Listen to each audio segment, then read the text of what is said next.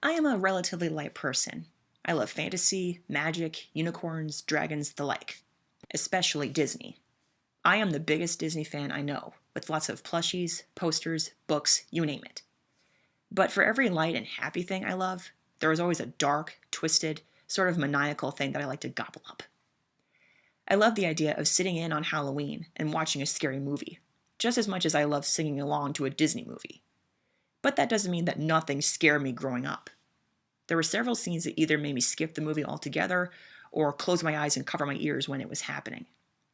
Some of these things I can look back fondly on because they don't scare me anymore. But there are also some that still give me the chills or just a flat out scare. All the scenes I'm going to talk about either gave me a good scary thrill or just plainly terrified me. So here we go. My 2 cents for the top 10 scariest nostalgic scenes.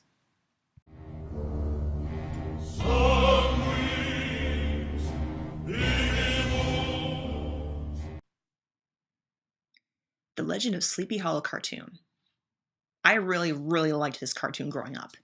It had beautiful backgrounds, crisp animation, and fun songs. But the scares for me began when Brom Bones begins to tell the story of the Headless Horseman.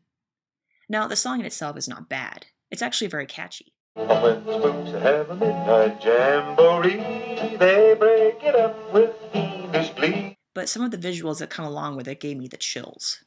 Like this. And some don't even wear their skin. Holy cow, this was where I knew the happy atmosphere of the cartoon had been depleted. The shot is dark, the man's face is lit from below, and the way his eyes go nutsy for a second, that image stuck with me all throughout the song. But that's not the best part yet. Nope. The real scare came the moment the song ends and we meet Ichabod again in the forest. There is nothing to create atmosphere except for Bing Crosby's ominous narration and Ichabod inching his way through the trees, trying to keep himself together. But I can't say I blame him because, although I enjoy being scared, having just heard a story of a ghost who rides through the shadows, waiting to take your head for his own, I would be a little wary riding home through a dark forest. Particularly if it was a noisy forest that sounded like it was talking to you, warning you about the horrors to come.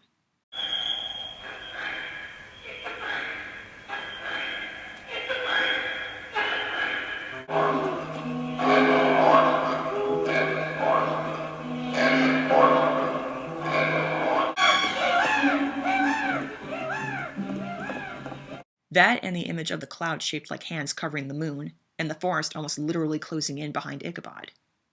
It does a wonderful job of making you feel like you're alone, and that there is no way of escaping when something does happen. Now, if you're wondering how I feel about the actual reveal of the horseman himself, I thought he was awesome. The chase between him and Ichabod was actually very exciting and very funny. Not at all scary. But it just goes to show that sometimes suspense is more exciting and frightening than the actual reveal.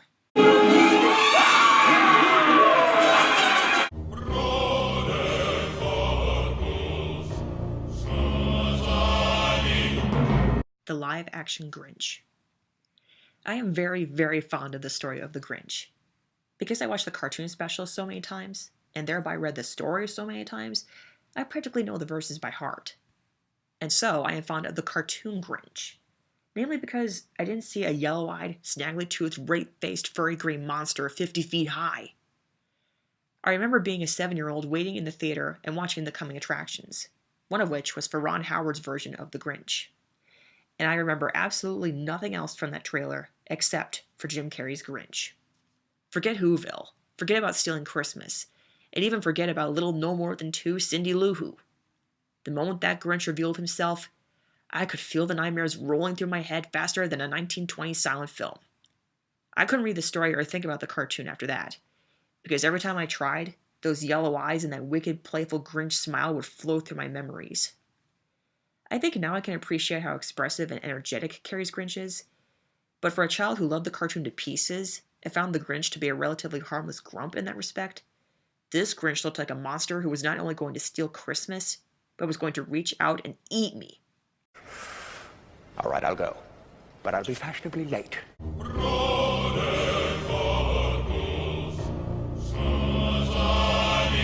The Harp's Kidnapping from Mickey and the Beanstalk. This is probably the shortest moment on this countdown that scared me. It literally only lasts a couple of seconds, but it did in fact give me nightmares. It's when the giant comes to Happy Valley to kidnap the golden harp, and his shadow covers the land in darkness as he steals the only source of the valley's happiness. I didn't like how the darkness seemed to come out of nowhere, and the lightning flashes accentuating the harp in her moment of distress. And besides, since when did the giant have sharp nails? But anyway, without the harp, there is only misery, misery, misery. And of course, it leads to this.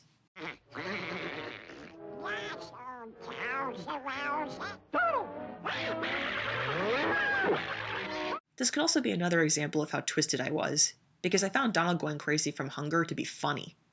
I mean, Donald Duck is known best for losing his temper, so it seemed to me like it was just another day in the life for him. Except in this case, he just happened to be particularly ravenous for cow.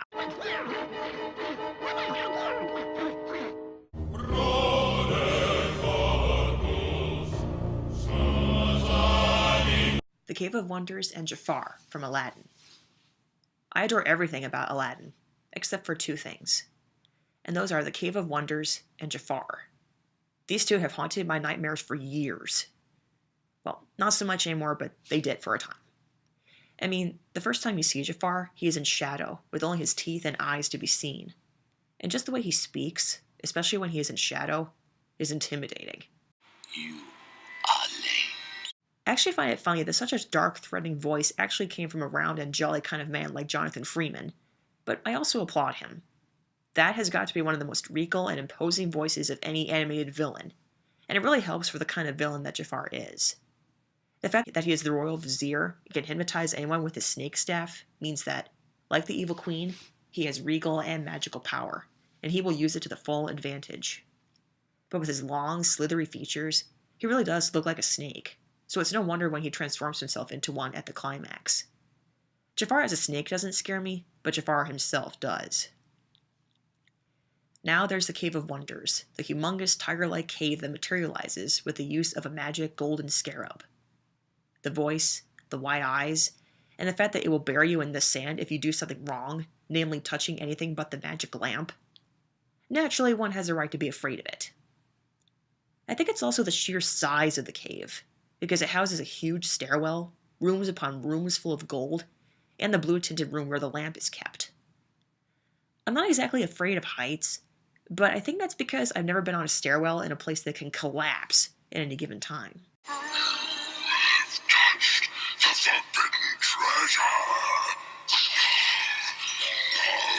you will never again see the light of day.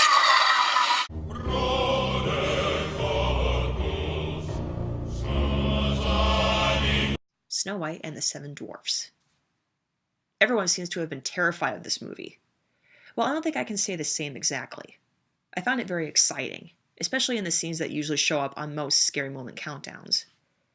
However, I will say that the evil queen is very imposing, because she always has a frown on her face, and she has not only the power of a queen, but the power of a witch. She could have you executed or do God knows what with her magic. And this may sound kind of backwards, but the hag version of the queen didn't scare me. It's incredible design, and the expressions she can make with it are delightfully chilling, especially at the end of her first scene in that form. Though she was nowhere as frightening as the real queen. When she gives you that frown of hers, you know that you are in trouble. Her voice is also very subtle and subdued, and that always means a greater scare in my book, especially when you know that there is a raging green monster of jealousy underneath that beautiful face. And of course I should mention the transformation scene. It's not just the horrifying magic taking place, but also when she is mixing the potion. The music,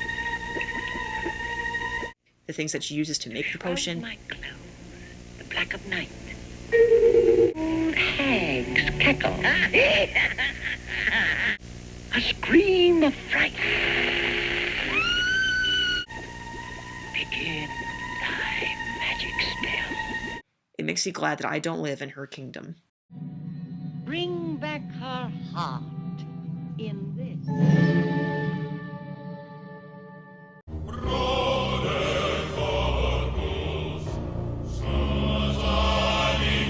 Vincent. Tim Burton will always have my respect and my affection as one of the most creative minds that ever existed in the world of filmmaking. If I told you all about my favorite movies, his work would find his way there, and I've yet to find a film of his that I haven't generally liked. But some of his earlier work is where his creativity and dark spirit clearly shine through. A first example being his first short film, Vincent. It's the story, told through rhyme, of 7-year-old Vincent Malloy, an imaginative boy who dreams of being just like Vincent Price, the real-life hero of Byrne himself, who also narrates the story. That is, young Vincent dreams of living in a house full of bats, long and dark hallways, horrific inventions, and a museum made of live people encased in wax, including his own beloved aunt. It's a downward spiral into the insane world that Vincent has created for himself, until it all comes together in a terrifying mixture of nightmare and twisted dream. Much like Vincent's make-believe ghost wife, this short haunted me for days after I first saw it, and there are some things I still can't look at. Although I do think if this film were released on the big screen in 3D, I would go, because it is a well-renowned classic of Byrne's, and it would still be very, very chilling. It's a twisted story with kind of a twisted ending, depending on how you interpret it, and the climax is some of the best and freakiest stop-motion animation you will ever see. I will say that this style of animation works well for the story, creating an atmosphere that is whimsical and kind of threatening at once. I mean, what kid hasn't dreamed of turning his dog into a zombie, or his aunt into a wax figure, or even going out into the night to find your beautiful wife, who has been buried alive? It's classic Byrne that I wouldn't mind him returning to, and when he does, it will hopefully be as dark and thrilling as this short. And my soul from out that shadow that lies floating on the floor shall be lifted nevermore.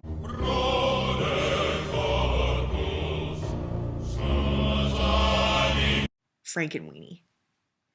While definitely more whimsical and less disturbing than Vincent, Frankenweenie was another short of Byrne's that he made while at Disney that also managed to work its way into my nightmares.